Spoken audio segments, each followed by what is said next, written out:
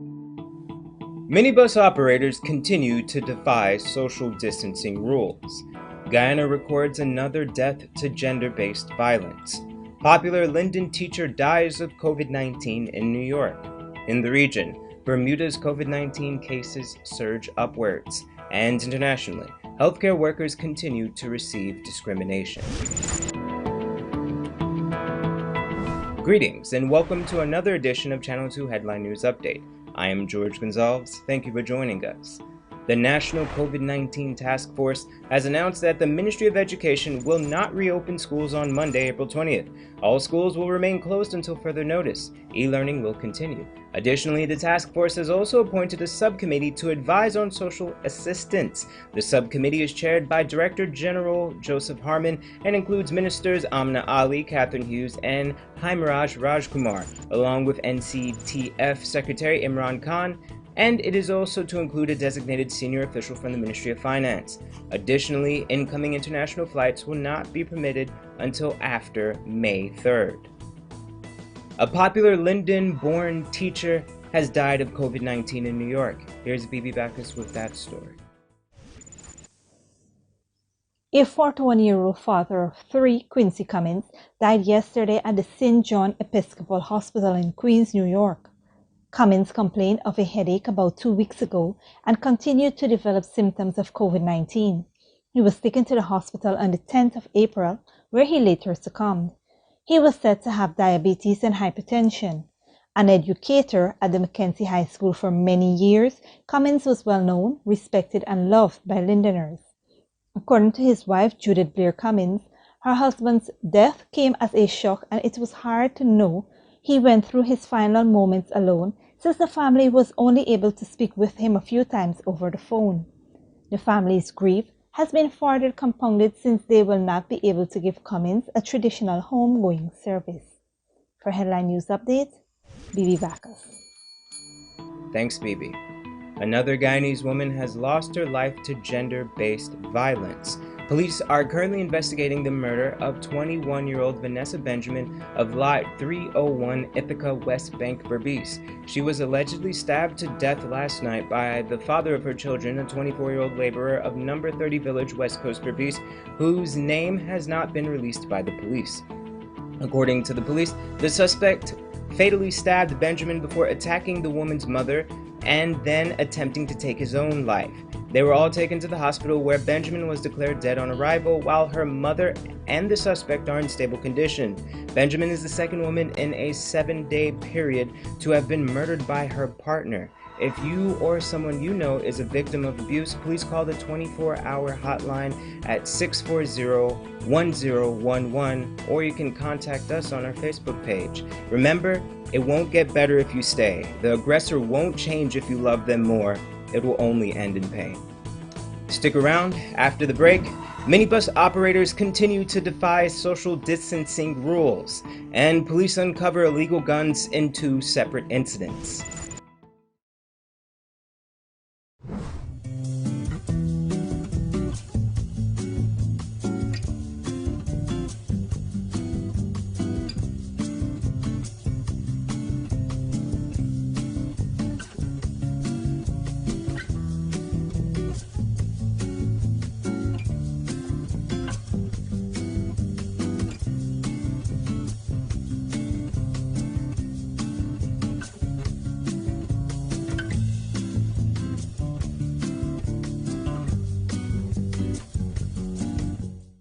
Hurry down to Zasco on 15 North Road between Camp and Wellington Streets. Quality products at low cost for every room in your home. 65 and 55 inches high-end 4K smart TVs. Samsung French door fridges. Black & Decker appliances, queen and king size Canadian-made mattresses. German-made pressure pots in 5 to 9 liters. 12-piece pot sets, knife sets, cutlery sets and pans, commercial fans. Samsung smart stoves. Canadian-made 3-piece recliner sofa sets. Air fryers, and Hamilton Beach hot and cold water dispenser. For that reliable, prudent, and courteous traveling experience, your choice is G3 Cabs, located at 228-229 Aubrey Barker Road and Beverly Close, South Rentville Gardens.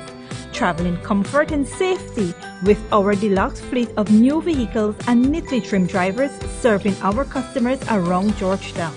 We deliver cooking gas, small packages, run errands, and provide minor vehicular roadside assistance such as jump starts of vehicles, flat tires, spare wheel assistance, and more. Contact us on 218-4982 or 218-4500. G3 Cabs. You can count on us. Oh gosh, what's this? Me son can't read or spell. Stop! 0 out of 20. Is what I gonna do here? Hi guys, my name is Ms. Pooja Singh and I'm the senior teacher at the Treasure After School program. Due to the spread of the coronavirus and the need for social distancing, we have moved our in-class learning activities to online via Skype. On the online side, we will be focusing on spelling, phonics, reading, and the National Grade 6 assessments. For more information, you can inbox us or call us. Contact us on 675-4379. I can call them now. Hidden Treasures, discovering gems in young minds.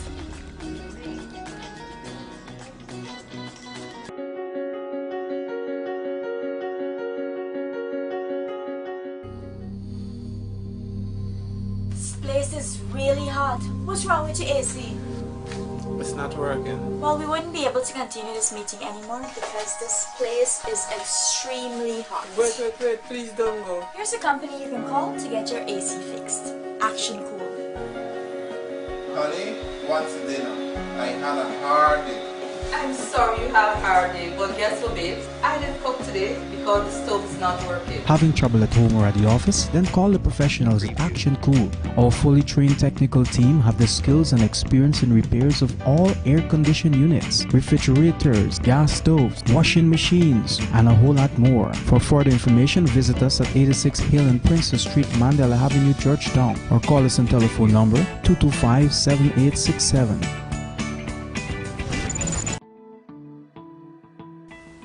Welcome back. Retired Justice Claudette Singh, the chairman of the Guyana Elections Commission, has come to a decision regarding the holding of the national recount. In an email to the commissioners of GCOM, Justice Singh stated, quote, that there should be no more than 10 workstations subject to the availability of the requisite equipment and technology to display the ballots. 2. That each workstation should tabulate its own results. 3. That for security reasons, all the workstations should be located inside the conference building. End quote. The chairman has also indicated that she has written to Prime Minister Moses Nagamutu, the chairman of the National COVID-19 Task Force, with some specific requests, and he responded that an urgent meeting of the task force would be convened to discuss same, and a response would be provided shortly. In this report, BB Backus tells us that good work by the Guyana Police Force has resulted in the confiscation of 2 illegal weapons.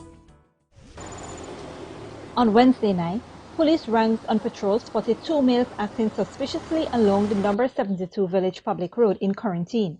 The 2 men attempted to flee on a motorcycle, however they soon crashed into another motorcycle, injuring both its rider and pillion rider.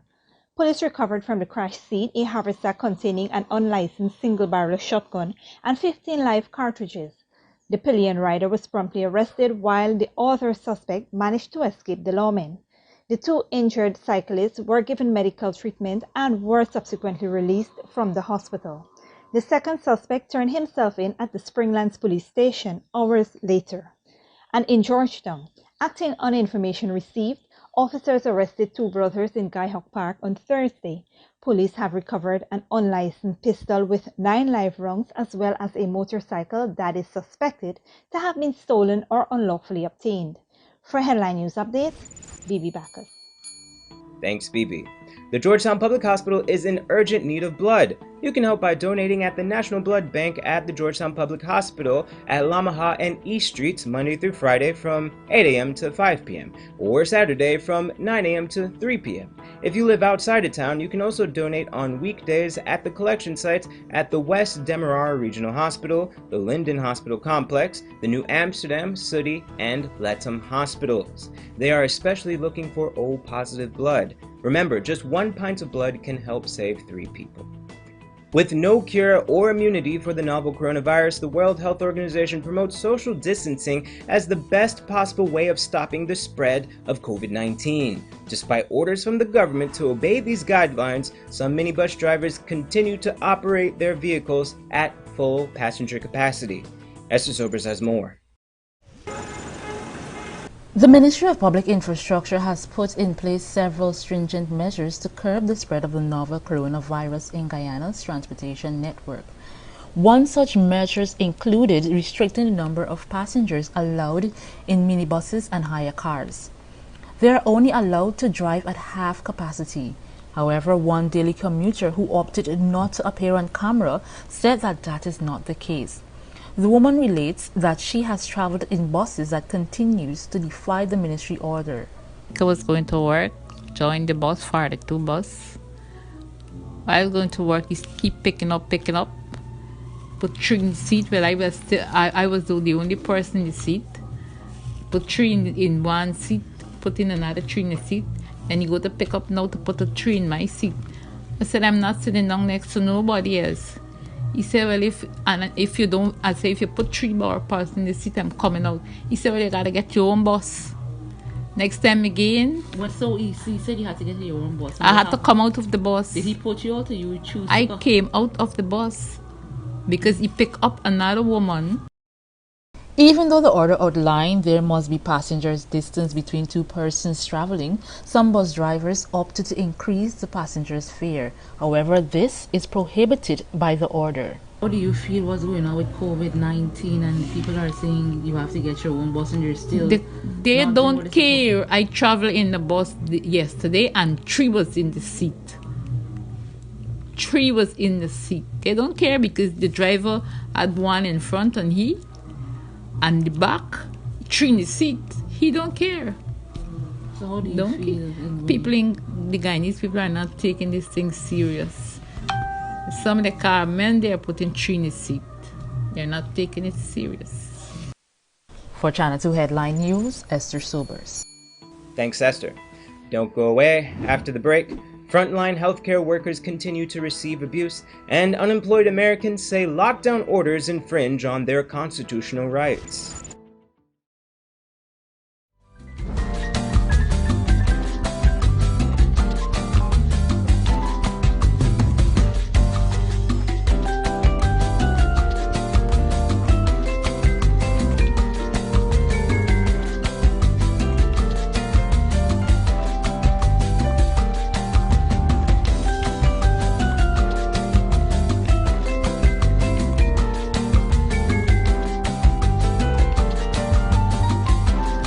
Hurry down to Zasco on 15 North Road between Camp and Wellington Streets. Quality products at low cost for every room in your home. 65 and 55 inches Hisense 4K smart TVs. Samsung French door fridges. Black & Decker appliances, queen and king size Canadian-made mattresses. German-made pressure pots in 5 to 9 liters. 12-piece pot sets, knife sets, cutlery sets and pans, commercial fans. Samsung smart stoves. Canadian-made 3-piece recliner sofa sets. Air fryers and Hamilton Beach hot and cold water dispenser. For that reliable, prudent, and courteous traveling experience, your choice is G3 Cabs, located at 228-229 Aubrey Barker Road and Beverly Close, South Renfrew Gardens. Travel in comfort and safety with our deluxe fleet of new vehicles and neatly trimmed drivers serving our customers around Georgetown. We deliver cooking gas, small packages, run errands, and provide minor vehicular roadside assistance such as jump starts of vehicles, flat tires, spare wheel assistance, and more. Contact us on 218-4982 or 218-4500. G3 Cabs. You can count on us.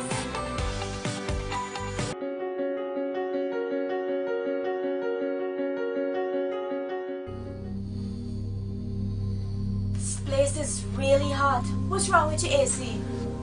It's not working. Well, we wouldn't be able to continue this meeting anymore because this place is extremely hot. Wait, please don't go. Here's a company you can call to get your AC fixed. Action Cool. Honey, what's dinner? I had a hard day. I'm sorry you had a hard day, but guess what, babes? I didn't cook today because the stove is not working. Having trouble at home or at the office? Then call the professionals at Action Cool. Our fully trained technical team have the skills and experience in repairs of all air-conditioned units, refrigerators, gas stoves, washing machines, and a whole lot more. For further information, visit us at 86 Hill and Princess Street, Mandela Avenue, Georgetown, or call us on telephone number 225-7867.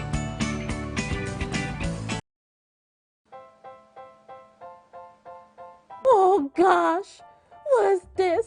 Me son can't read or spell. Stop! 0 out of 20. This is what I could do here. Hi guys, my name is Ms. Singh and I'm the senior teacher at the literature after school program. Due to the spread of the coronavirus and the need for social distancing, we have moved our in-class learning activities to online via Skype. On the online site, we will be focusing on spelling, phonics, reading, and the National Grade 6 assessments.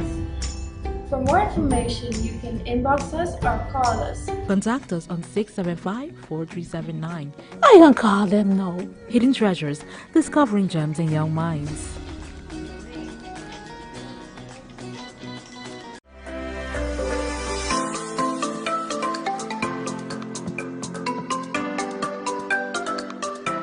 To correctly remove gloves, pinch and hold your glove at the area close to your wrist. Then peel back the glove downward, ensuring to hold your removed glove in your gloved hand. To remove the glove from your gloved hand, using 2 fingers, slide them at your wrist under the glove. Using the same action, peel the glove downward, ensuring to keep the glove inside out, and dispose of your glove in a biohazard waste container. After removing gloves, immediately wash hands.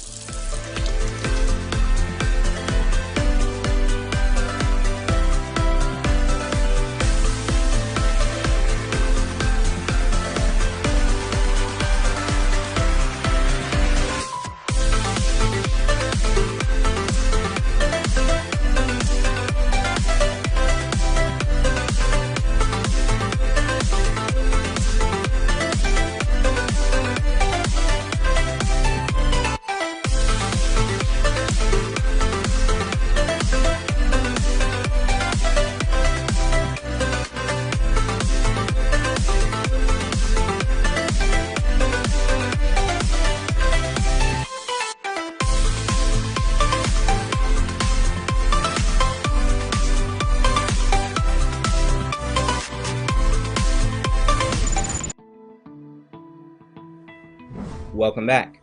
Now we take a look at news in the region and around the world. The Bermuda Minister of Health, Kim Wilson, has announced 24 new cases of COVID-19, increasing the island's count to 81. 23 of the 24 new cases were at a home for seniors in the Devonshire parish.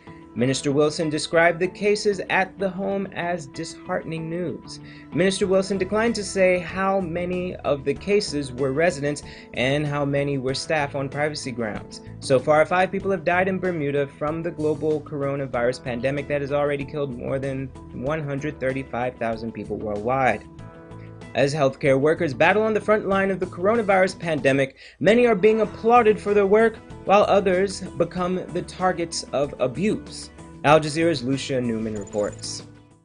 Healthcare workers are a godsend during a medical emergency, but for Chilean ambulance driver Jose Arguinera, it no longer seems to feel that way. Now when some people see us, they treat us as though we are contaminated. They should realize we are families too, and we are doing all we can to stay healthy. At this hospital, as in so many others, medical personnel are working at their own peril without sufficient personal protection equipment. But as this pandemic spreads, so too do the cases of harassment and even assaults against them, fanned by one of the most basic human instincts, and that is fear. This circular says medical personnel living in our condominium are forbidden from using the lifts and public areas. Failure to comply will result in having their electricity, water, and gas cut off. In another building, a health worker found this message: "We know you work for the Red Cross. Don't come home. The state has special places for you. Don't come back again." Hospital nutritionist Sonia Ferrada has been harassed and threatened on the social networks ever since she was suspected of having caught coronavirus 3 weeks ago. I don't know if I need to get a restraining order. There's a person who's threatening to hit me if she sees me. The health ministry calls the ongoing cases of discrimination against health workers appalling. We should be grateful to them. I have asked that these cases be reported as breach of the law. And it's not just in Chile. From Argentina to Mexico and way beyond, cases of discrimination against medical personnel are on the rise. Mexico City hospital internist Alan Gomez has started wearing his street clothes rather than his uniform when he can't get a lift to work. When I try to take the bus, the driver closes the door in my face when he sees I'm a doctor, and there are even worse forms of aggression. Reports of medical staff being attacked or having bleach thrown at them are becoming more common. Dr. Pamela Felsch explains it's not rational. The hostility or the anger really comes from this underlying fear and frustration because we're fighting something we cannot see. Visible or not, this pandemic is revealing not just the positive, but also some of the more ugly aspects of human nature. Lucia Newman, Al Jazeera, Santiago. And internationally, the United States government has reported 5.2 million more Americans applied for unemployment benefits last week, bringing the 4-week total to 22 million, the worst stretch of U.S. job losses on record. And some of those newly unemployed say the stay-at-home orders imposed by many U.S. state governors are infringing on their constitutional rights. Al Jazeera's John Hendren reports. In the home of the U.S. auto industry, Michigan residents naturally took to the road to voice their anger. Operation Gridlock also spilled out into the streets of Michigan's capital, calling for an end to one of the strictest lockdowns in the United States and a new beginning for businesses that had been shuttered for weeks. This arbitrary blanket spread of shutting down businesses about putting all of these workers out of business it's a disaster. But Michigan is also one of the fastest growing coronavirus hotspots in the nation. And Governor Gretchen Whitmer, who has banned residents even from traveling to their own vacation homes, isn't backing down. I know that people are angry, and that's okay. And if you want to take it out and send it my way, if it makes you feel better, that's fine. I support your right to free speech, and I respect your opinions. I just urge you, don't put yourself at risk. And don't put others at risk either. In one of the nation's newest hotspots, South Dakota, more than 500 workers at this now closed Smithfield pork processing plant have tested positive for coronavirus, and fear is spreading just as quickly. You'd see very crowded departments, very crowded floors. You'd see narrow hallways, narrow staircases. With no national plan in the U.S., each state is making its own rules, which means there is no uniform strategy across state lines. The U.S. has a patchwork of inconsistent laws. In New York, people are now required to wear a mask when out. Here in Chicago, the mayor has shut down the waterfront so people can't gather here. But South Dakota is one of 5 states with no lockdown and few rules. South Dakota Governor Kristi Noem is making no apologies. The plant here is incredibly important, not just to Sioux Falls, not to South Dakota, but to our nation. And with governors in Michigan and elsewhere facing mounting pressure to reopen businesses, some wonder whether the inaction of neighboring states will keep the virus alive and a threat to all states for months to come. John Hendren, Al Jazeera, Chicago. That's all for today's regional and international news. Here is your 3-day weather forecast.